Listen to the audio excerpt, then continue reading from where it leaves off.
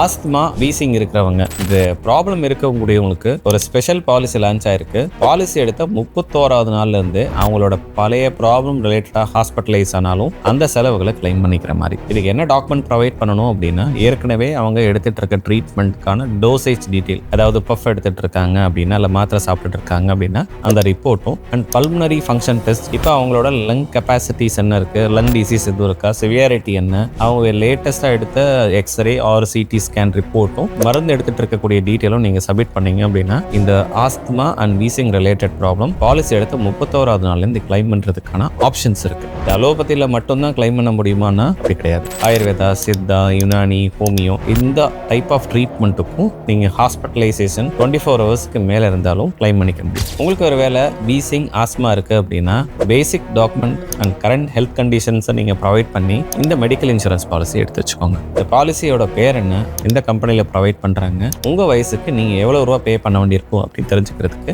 ஆஸ்மான்னு comment பண்ணுங்க. இந்த பாலிசியோட PDF brochure உங்களுக்கு DM பண்ணுங்க. மெடிக்கல் இன்சூரன்ஸ் சம்பந்தமான முக்கியமான விஷயங்கள் நீங்க தெரிஞ்சுக்கிறதுக்கு என்னோட பேஜை ஃபாலோ பண்ணுங்க. உங்கள் மருத்துவம் எங்கள் செலவு.